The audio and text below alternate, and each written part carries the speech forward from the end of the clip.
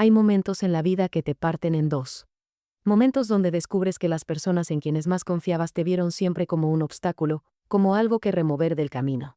Para mí, ese momento llegó en la oficina fría de un notario, 3 meses después del funeral de mi padre. Cuando escuché las palabras que cambiarían todo, su padre dejó un segundo testamento, señorita Gabriela. Y lo que descubrimos es inquietante. Me llamo Gabriela Morales. Tengo 32 años. Nací en Monterrey, en una familia que desde afuera parecía perfecta. Mi padre, Ernesto Morales, era contador público. Un hombre meticuloso, de esos que revisaban cada número 3 veces antes de firmarlo. Mi madre murió cuando yo tenía 8 años. Un aneurisma cerebral mientras preparaba el desayuno. Se fue en segundos, sin despedirse. Y ahí quedamos nosotros tres, papá, mi hermana mayor Carolina y yo, tratando de entender cómo seguir adelante sin la persona que mantenía unida a nuestra familia.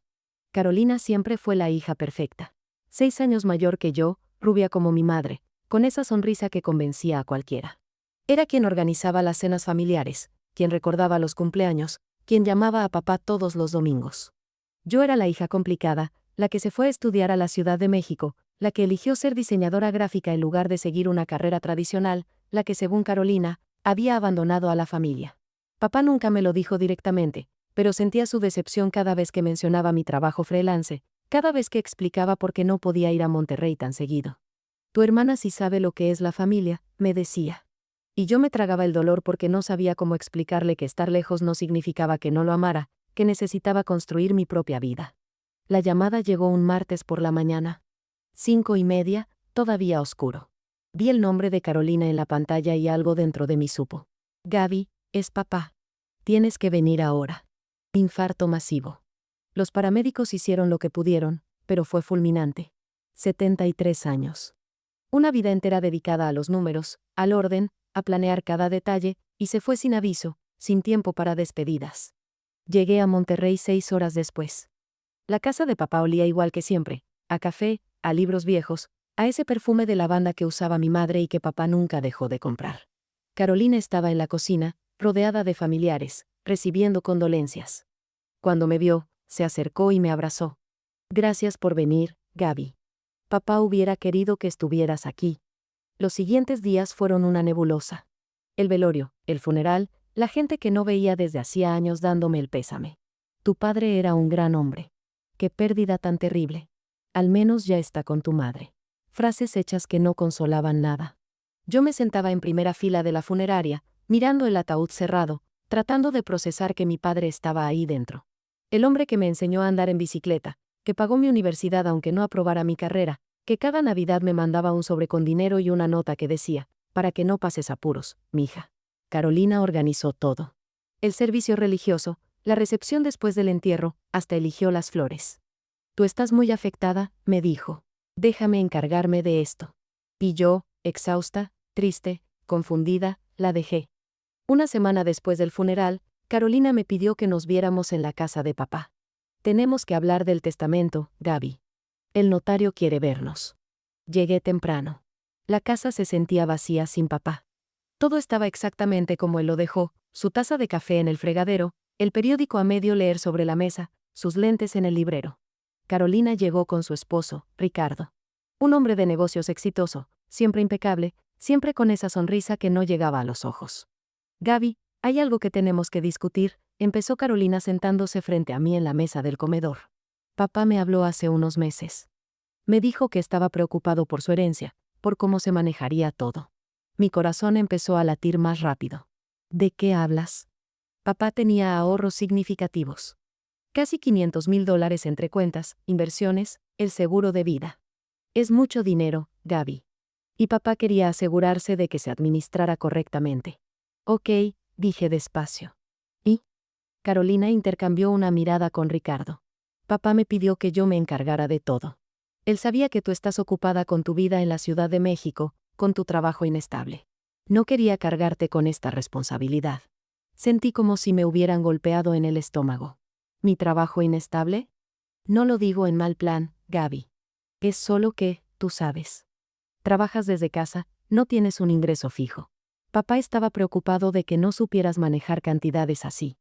Entonces, ¿qué estás diciendo exactamente?, pregunté, aunque ya sabía la respuesta. Estoy diciendo que papá quería que yo administrara la herencia. Por supuesto que es de las dos, pero yo me encargaría de invertirla, de hacerla crecer. Cuando necesites algo, me dices y yo te transfiero. Es más simple así. Simple. Como si me estuviera haciendo un favor. Carolina, somos hermanas. Se supone que heredamos partes iguales.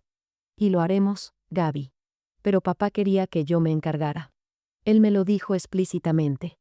No tenía pruebas de esa conversación. Solo su palabra. Y yo, cansada, de duelo, sin ganas de pelear con mi única familia, asentí. Está bien, dije finalmente. Si eso es lo que papá quería. La sonrisa de alivio en el rostro de Carolina debió haberme alertado. Debí haberlo visto. Pero estaba ciega por el dolor, por la necesidad de creer que mi hermana, la persona que quedaba de mi familia, no me haría daño. 2 días después fuimos al notario. Un hombre mayor, serio, con lentes gruesos. Sacó el testamento de papá. Era simple, directo. Por este medio, yo, Ernesto Morales Vega, en pleno uso de mis facultades, declaro como mis únicas herederas a mis hijas Carolina Morales Gutiérrez y Gabriela Morales Gutiérrez, a partes iguales de todos mis bienes, cuentas bancarias e inversiones. Ven, me susurró Carolina. Partes iguales. El notario continuó. Sin embargo, las hermanas han solicitado firmar un acuerdo de administración conjunta donde la señorita Carolina Morales será la administradora principal de los activos hasta que se complete la distribución final. Miré los papeles frente a mí. Páginas y páginas de lenguaje legal que no entendía. ¿Qué significa esto exactamente? Significa que yo manejo todo, pero es de las dos. Es temporal, Gaby. Solo hasta que liquidemos todo y hagamos las transferencias finales. Facilita el proceso. El notario me miraba esperando. Carolina me sonreía. Ricardo revisaba su teléfono como si esto fuera un trámite más. Y yo, Gabriela Morales, diseñadora gráfica de 32 años que acababa de perder a su padre, firmé. Firmé cada página sin leerla completamente. Firmé confiando en que mi hermana, la hija perfecta, la que organizaba las cenas familiares, jamás me haría daño. Perfecto, dijo el notario guardando los documentos. En unas semanas tendrán acceso a las cuentas. Carolina me abrazó en el estacionamiento. Gracias por confiar en mí, Gaby.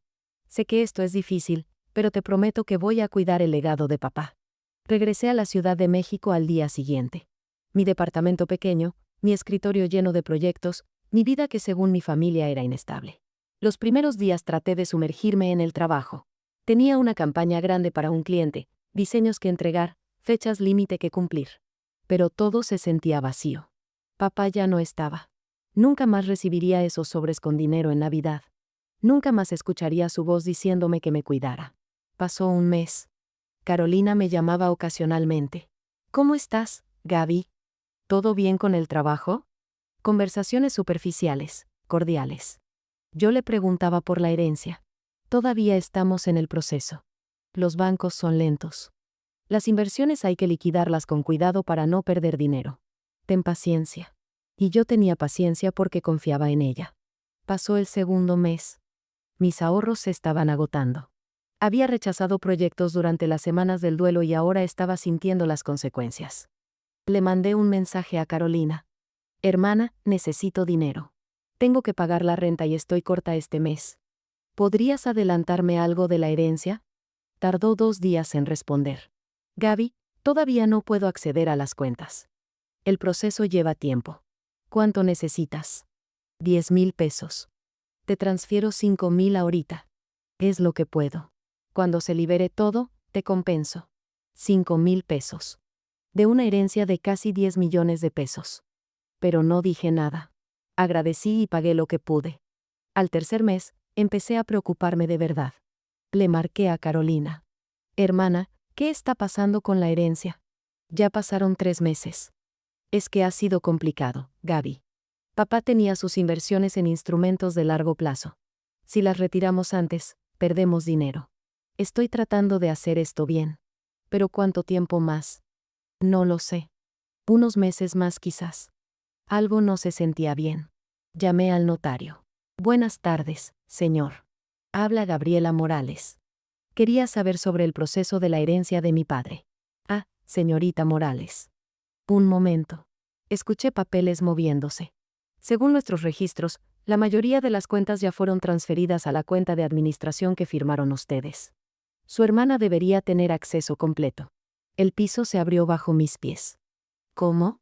Sí, se completó hace casi 2 meses. ¿Su hermana no le ha informado? No. No me ha dicho nada. Silencio incómodo. Señorita, le sugiero que hable con su hermana. Yo solo puedo darle información general, pero según lo que veo aquí, los fondos están disponibles. Colgué con manos temblorosas. Carolina tenía el dinero. Desde hacía 2 meses. Y me había dicho que todavía no podía acceder a las cuentas. Me había dado 5,000 pesos miserables cuando necesitaba 10,000, mintiendo que era todo lo que podía. Le marqué de inmediato. Contestó al cuarto tono. Gaby, estoy ocupada. Carolina, acabo de hablar con el notario. Silencio. Ah, sí. Me dijo que los fondos ya están disponibles desde hace 2 meses. ¿Por qué me dijiste que no podías acceder? Ay, Gaby, es complicado. Sí, técnicamente tengo acceso, pero estoy en proceso de moverlos a mejores inversiones. No es tan simple como solo sacar el dinero. Me mentiste. No te mentí. Solo no quiero que hagamos algo apresurado y perdamos dinero. Necesito mi parte, Carolina. Ahora. Otro silencio. Mira, Gaby, tenemos que hablar. Pero no por teléfono. Ven a Monterrey este fin de semana. Hablamos en persona. No quería esperar hasta el fin de semana.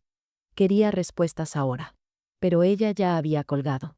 El viaje en autobús a Monterrey se me hizo eterno. Cada kilómetro que pasaba, mi ansiedad crecía. ¿Qué estaba pasando? ¿Por qué Carolina actuaba así?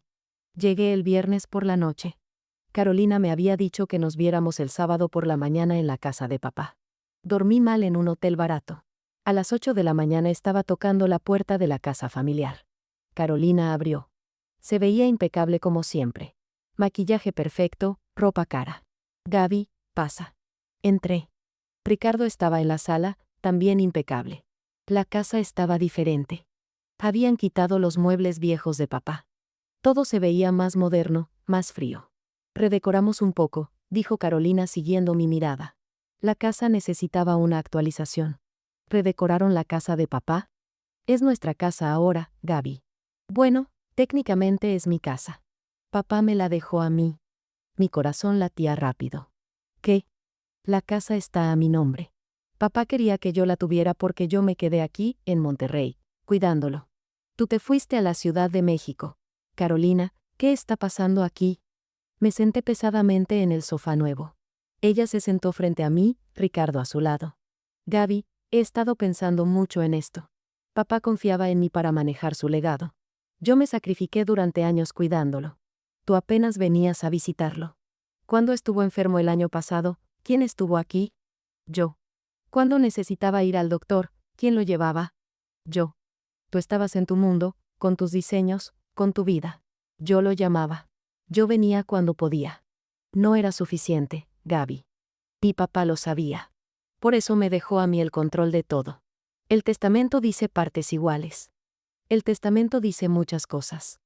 Pero la realidad es que yo me gané esto.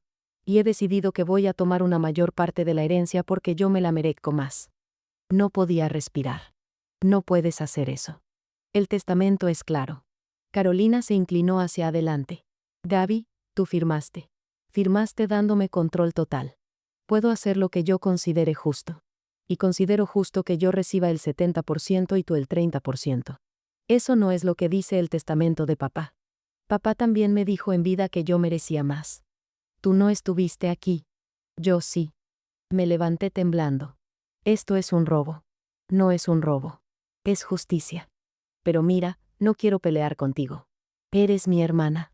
Te voy a dar tu 30%, son como 3 millones de pesos. No es poco dinero, Gaby. Deberías estar agradecida. ¿Agradecida? Sí. Porque podría darte mucho menos. O nada. Tú firmaste dándome control absoluto. Ricardo finalmente habló. Gabriela, sé razonable. Carolina está siendo generosa. 3 millones de pesos te cambiarían la vida. Tómalo y seamos todos felices. Los miré a ambos. A mi hermana, la hija perfecta que me había estado mintiendo durante meses. A su esposo, que me veía como un problema que resolver. Y entendí. Esto había sido planeado desde el principio. Por eso tanta insistencia en que firmara. Por eso tanta prisa. Por eso las mentiras sobre no poder acceder a las cuentas. No voy a aceptar esto, dije con voz temblorosa. Voy a pelear esto legalmente. Carolina sonrió. Una sonrisa fría que nunca le había visto. Adelante. Pero vas a perder. Tú firmaste, Gaby.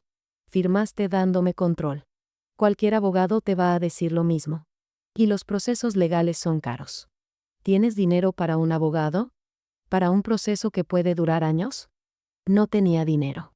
Apenas tenía para sobrevivir el siguiente mes. Y ella lo sabía. Salí de esa casa sin despedirme. Caminé por las calles de Monterrey llorando, sin importarme quién me viera. Mi propia hermana me había robado. Me había manipulado en mi momento más vulnerable. Y yo había sido tan ingenua, tan estúpida, de confiar en ella. Regresé a la Ciudad de México destrozada. Los siguientes días fueron los más oscuros de mi vida. Casi no comía. No podía trabajar. Solo me quedaba en cama repasando cada momento, cada señal que debía haber visto. Rosa, mi mejor amiga desde la universidad, vino a verme. Me encontró hecha un desastre. Gaby, ¿qué pasó? Le conté todo. Ella me escuchó en silencio, su expresión oscureciéndose cada vez más. Cuando terminé, me abrazó. Esa maldita. Gaby, tienes que pelear esto. Firmé, Rosa. Firmé sin leer. Fui una idiota. No fuiste idiota. Confiaste en tu hermana. Cualquiera hubiera hecho lo mismo. ¿Pero qué puedo hacer? No tengo dinero para un abogado. Yo conozco a alguien. Un abogado especialista en sucesiones. Fue compañero mío en la carrera. Déjame hablar con él. A lo mejor puede revisar el caso. 2 días después estaba en la oficina del licenciado Martín Saldaña. Un hombre de unos 40 años, serio, con ese aire de quien ha visto demasiadas familias destruirse por dinero. Le conté todo. Él tomaba notas, hacía preguntas. ¿Tienes copia del testamento original? Sí. ¿Y de los documentos que firmaste? También. Tráeme todo. Voy a revisar. Le di todo. Él estudió los papeles durante una semana. Finalmente me llamó a su oficina. Gabriela, esto está mal. Muy mal. El documento que firmaste es leonino. Básicamente renunciaste a tu derecho de administrar, pero no a tu parte de la herencia. Tu hermana no puede legalmente tomar más del 50%. Mi corazón saltó. ¿Entonces puedo pelear esto? Puedes. Pero va a ser difícil y caro. Necesitamos probar que hubo dolo, que te engañaron intencionalmente. Y tu hermana ya movió el dinero. Va a decir que lo invirtió, que lo gastó en cosas legítimas. Recuperar todo va a tomar años. Años. No tenía años. Apenas tenía semanas. ¿Cuánto costaría? Con las cuotas del tribunal, los gastos administrativos, mis honorarios, estamos hablando de al menos 100,000 pesos iniciales. Y podría ser más. 100,000 pesos que no tenía. No puedo pagarlo. Lo sé. Por eso voy a ofrecerte algo. Trabajo este caso a contingencia. No me pagas nada ahora. Si ganamos, tomo el 20% de lo recuperado. Si perdemos, no me debes nada. ¿Por qué harías eso? Porque tu caso me enoja, Gabriela. Y porque he visto demasiadas veces cómo los ricos se aprovechan de los vulnerables. Tu hermana pensó que eras un blanco fácil. Vamos a demostrarle que estaba equivocada. Firmamos el contrato. Martín presentó una demanda formal contra Carolina. Fraude, administración desleal, dolo. Solicitó el congelamiento inmediato de las cuentas. El juez concedió una medida precautoria. Carolina no podía mover más dinero hasta que el caso se resolviera. 2 días después, mi teléfono explotó con mensajes de Carolina. ¿Cómo te atreves? Me demandaste. A mí. A tu propia hermana. Papá se estaría revolcando en su tumba. Eres una malagradecida. Después de todo lo que hice por ti. No respondí ninguno. Bloqueé su número. Los siguientes meses fueron una pesadilla burocrática. Audiencias, documentos, declaraciones. Carolina contrató un bufete caro. Argumentaban que yo había firmado voluntariamente, que no había dolo, que ella había actuado de buena fe. Pero Martín era bueno. Muy bueno. Demostró que Carolina había mentido sobre no poder acceder a las cuentas. Consiguió los estados bancarios mostrando que había hecho retiros grandes. Demostró que había redecorado la casa de papá, que se había comprado un coche nuevo, que había hecho un viaje a Europa. Todo con el dinero de la herencia. Estos gastos son legítimos, argumentaba el abogado de Carolina. La casa necesitaba reparaciones. El coche era necesario para su trabajo. El viaje fue para superar el duelo. Superar el duelo en primera clase a París, replicó Martín. Mientras su hermana no podía pagar la renta. El proceso avanzaba lento. Cada mes que pasaba era una agonía. Yo trabajaba lo que podía, pero la tensión me consumía. Adelgacé 15 kilos. No dormía. Rosa se quedaba conmigo muchas noches, solo para asegurarse de que comiera algo. Fue en el 5.º mes del proceso cuando sucedió algo inesperado. El licenciado Martín me llamó urgentemente. Gabriela, necesitas venir a mi oficina ahora. ¿Qué pasó? No puedo decirte por teléfono. Ven. Llegué en 20 minutos. Martín estaba en su escritorio con un sobre Manila. Su expresión era extraña. Alegría mezclada con incredulidad. Siéntate, Gabriela. Me senté con el corazón latiendo fuerte. ¿Qué pasa? Recibí esto hoy. Del notario que manejó el testamento de tu padre. Abrió el sobre. Sacó varios documentos. Gabriela, tu padre dejó un segundo testamento. El mundo se detuvo. ¿Qué? Escucha esto. Es una carta que tu padre le dejó al notario con instrucciones muy específicas. Debía ser abierta solo si surgían disputas entre tú y tu hermana respecto a la herencia. Empezó a leer. A quien corresponda. Yo, Ernesto Morales Vega, escribo esta carta con pleno conocimiento de mis hijas y sus personalidades. Carolina siempre fue la hija que buscaba mi aprobación. La que hacía todo por complacerme. Pero también vi en ella una avaricia que me preocupaba. Gabriela, mi hija menor, siempre fue más independiente. Se fue a vivir su vida y eso me dolió, pero también la respeto por ello. Martín continuó. Por eso, he decidido lo siguiente. Mi testamento oficial divide todo en partes iguales. Pero he creado un fideicomiso secreto. En ese fideicomiso deposité el verdadero grueso de mi herencia. $350,000 en bonos del Tesoro americano. Este fideicomiso solo se revela si Gabriela es engañada o traicionada respecto a la herencia principal. No podía respirar. El dinero en las cuentas bancarias que Carolina administra suma $150,000. Es una prueba. Si Carolina actúa con honestidad y divide todo justamente, entonces el fideicomiso se divide también en partes iguales entre ambas. Pero si Carolina traiciona a Gabriela, si intenta robarle su parte, entonces el fideicomiso completo va únicamente para Gabriela. Lágrimas corrían por mi rostro. Además, incluyo esta carta con documentos detallados de todos los gastos que hice en Carolina durante su vida. Pagué su universidad privada, $120,000. Pagué su boda, $80,000. Le di el enganche de su casa, $200,000. En total, he invertido más de $500,000 en Carolina a lo largo de su vida. En Gabriela invertí mucho menos porque ella siempre fue más independiente. Si Carolina traiciona a Gabriela, estos documentos demuestran que ella ya recibió mucho más que su parte justa. Martín me miraba. Gabriela, tu padre lo sabía. Sabía exactamente quién era Carolina. Te protegió desde la tumba. Lloré sin control. Mi padre, el hombre que pensé que me veía como una decepción, me había protegido. Había visto la avaricia de Carolina y había preparado todo para que yo no quedara desamparada. ¿Qué significa esto legalmente? Pregunté con voz quebrada. Significa que ganaste. El fideicomiso son casi $7 millones adicionales. Todos tuyos. Carolina no tiene derecho a nada de eso. Y con los documentos de los gastos previos que tu padre le dio, podemos argumentar que ella ya fue compensada de más. El juez va a ordenar que las cuentas se dividan exactamente mitad y mitad, más el fideicomiso completo para ti. ¿Y la casa? También se divide. Tu padre dejó instrucciones de que si había conflicto, la casa debía venderse y dividirse. Carolina no puede quedársela. No podía procesar todo. ¿Por qué el notario no nos dijo esto antes? Porque tu padre instruyó que solo se revelara si había una demanda legal. Quería darle a Carolina la oportunidad de actuar correctamente. Ella no lo hizo. 2 semanas después tuvimos la audiencia definitiva. Carolina llegó arrogante, segura. Su abogado Caro, Ricardo a su lado. Cuando el juez presentó el segundo testamento y la carta de papá, su rostro se descompuso. Esto no puede ser real, gritó. Es un fraude. Papá nunca haría esto. Es completamente auténtico, dijo el notario que había sido llamado a testificar. Su padre me lo entregó personalmente hace 2 años. Firmado ante 3 testigos. Todo legal. Carolina me miró con odio puro. Tú hiciste esto. Tú manipulaste a papá. Yo no hice nada, respondí con voz tranquila. Papá te conocía mejor de lo que tú pensabas.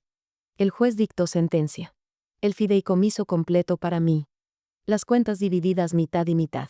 La casa vendida y el producto dividido. Carolina tenía que devolverme el dinero que había gastado indebidamente o se descontaría de su parte. Además, dijo el juez mirando a Carolina con disgusto, impongo una multa de 50,000 pesos por administración desleal. Este es un caso claro de abuso de confianza familiar. Carolina salió de esa sala destruida. Ricardo la seguía en silencio. Afuera, intentó acercarse a mí. Gaby, podemos arreglar esto. Somos hermanas. No, dije simplemente. Ya no somos nada. Papá nos está viendo. ¿Crees que esto es lo que él hubiera querido? Papá dejó instrucciones muy claras. Él sabía exactamente quién eres. Y me protegió de ti. Te vas a arrepentir de esto. La única que debe arrepentirse eres tú. Los siguientes meses fueron de reconstrucción. El dinero del fideicomiso fue transferido a mi cuenta. Casi 7 millones de pesos que mi padre había guardado para protegerme. La casa se vendió. Después de dividir todo, incluyendo lo que Carolina tuvo que devolver de sus gastos indebidos, terminé con más de 9 millones de pesos. Carolina se quedó con menos de 3 millones, después de pagar su abogado caro y la multa. Usé parte del dinero para agradecerle al licenciado Martín. Su 20%. Se lo había ganado. Gracias por creer en mí, le dije. Gracias a ti por pelear, respondió. No mucha gente tiene el valor de enfrentar a su familia. Con el resto del dinero, hice lo que papá hubiera querido. Invertí la mayor parte. Compré un departamento pequeño pero bonito. Pagué todas mis deudas. Y guardé un fondo de emergencia. Pero lo más importante fue que usé parte del dinero para algo que papá siempre quiso que hiciera pero nunca tuve recursos. Abrí mi propio estudio de diseño. Estudio Morales, le puse. En honor a mi padre. El hombre que dudaba de mi carrera pero que al final me protegió más que a nadie. Carolina intentó contactarme varias veces. Mensajes, correos, hasta apareció en mi departamento. Perdóname, Gaby. No sé qué me pasó. La avaricia me cegó. Ahora sí me necesitas, le dije. Cuando tenías todo, yo era la hermana problemática. Ahora que lo perdiste, quieres mi perdón. Somos familia. La familia se construye con respeto, Carolina. No con sangre. Papá hubiera querido que nos perdonáramos. Papá dejó muy claro lo que quería. Y no incluía que yo perdonara a quien intentó robarme. No volví a hablarle. Bloqueé todos sus contactos. Un año después me enteré por conocidos mutuos que Carolina y Ricardo estaban en problemas financieros. Habían vivido por encima de sus posibilidades esperando mi herencia. Cuando todo se vino abajo, las deudas los alcanzaron. Vendieron su casa, su coche caro. Tuvieron que mudarse a un departamento pequeño. Una parte de mí sintió lástima. Una parte muy pequeña. Porque la realidad es que ella intentó destruirme en mi momento más vulnerable. Aprovechó mi dolor por la muerte de papá para robarme. Y las consecuencias de sus acciones no eran mi responsabilidad. 2 años después de todo esto, visité la tumba de papá. Llevé flores frescas. Me senté en el pasto junto a su lápida. Gracias, papá, susurré. Gracias por conocerla mejor que yo. Gracias por protegerme. Pensé que estabas decepcionado de mí. Pensé que me veías como un fracaso. Pero ahora entiendo que me viste como tu hija fuerte. La que no necesitaba tu dinero para sobrevivir, pero que merecía protección de todas formas. El viento movió las hojas de los árboles. Me quedé ahí durante horas, pensando en todo lo que había pasado. En cómo la persona en quien más confiaba me había traicionado. En cómo mi padre me había salvado desde el más allá. En cómo la justicia a veces llega de formas inesperadas. Hoy, a mis 34 años, tengo mi propio estudio exitoso. Trabajo con clientes grandes. He contratado a 3 diseñadores más. Mi vida es estable, próspera. Y aunque extraño a mi padre todos los días, sé que él estaría orgulloso. No por el dinero, sino porque aprendí a no dejar que nadie, ni siquiera la familia, me pisotee. Rosa, mi mejor amiga que estuvo conmigo en lo más oscuro, ahora trabaja conmigo. Es mi socia. ¿Sabes qué es lo más increíble de todo esto? Me dijo un día mientras trabajábamos. ¿Qué? Que tu papá confió más en tu carácter que Carolina con todo su fingimiento. Vio que tú eras la fuerte. Y tenía razón. La vida tiene formas extrañas de hacer justicia. Carolina, que manipuló, mintió y robó, perdió casi todo. No solo el dinero, sino su reputación. La gente en Monterrey se enteró de lo que hizo. Ya nadie la ve como la hija perfecta. La ven como lo que es. Una mujer capaz de traicionar a su propia hermana por avaricia. Y yo, la hija que se fue, la diseñadora con trabajo inestable, la que supuestamente no sabía manejar dinero, prosperé. No por el dinero de papá, aunque ayudó, sino porque cuando todo se derrumbó, no me rendí. Peleé. Puse límites. Y aprendí que mi valor no depende de lo que otros piensen de mí, ni siquiera mi familia. Si estás escuchando esta historia, quiero que sepas algo. Está bien desconfiar. Está bien poner límites incluso con familia. Está bien protegerte aunque te digan que eres egoísta. Porque al final del día, la única persona que definitivamente va a cuidar de ti, eres tú misma. Carolina me enseñó que la sangre no garantiza lealtad. Papá me enseñó que el verdadero amor es proteger, incluso desde la muerte. Y yo aprendí que la dignidad y el respeto propio valen más que cualquier cantidad de dinero. Hace una semana recibí un mensaje de un número desconocido. Era Carolina. Gaby, mi hija cumple 15 años. Le gustaría conocer a su tía. Leí el mensaje 3 veces. Una sobrina que no conocía. Una quinceañera. Una familia que me excluyó durante años y ahora quería que apareciera para un evento. Respondí simplemente. Dale mis felicitaciones. Pero no asistiré. Cuídense. Porque algunas puertas, una vez cerradas, deben permanecer así. No por rencor, sino por dignidad. Por respeto a mí misma. Por todas las lecciones que aprendí en el camino. Mi padre me dejó más que dinero. Me dejó la lección de que las personas muestran su verdadero ser cuando hay algo que ganar. Me dejó la prueba de que el amor real protege, no solo en vida sino más allá. Me dejó el regalo de conocer exactamente quién era mi hermana antes de que fuera demasiado tarde. Y me dejó la libertad de construir mi vida sin el peso de una familia que solo me valoraba por lo que podía darles. Hoy soy libre. Hoy soy próspera. Hoy soy feliz. No porque tenga dinero, sino porque tengo dignidad. Y eso es algo que nadie puede quitarme. Gracias por escuchar mi historia hasta el final.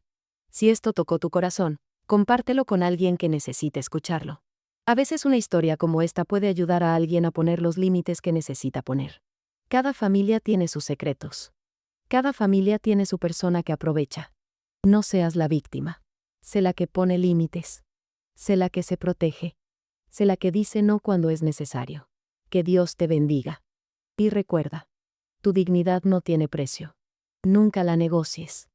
Ni siquiera por familia. Hasta la próxima historia.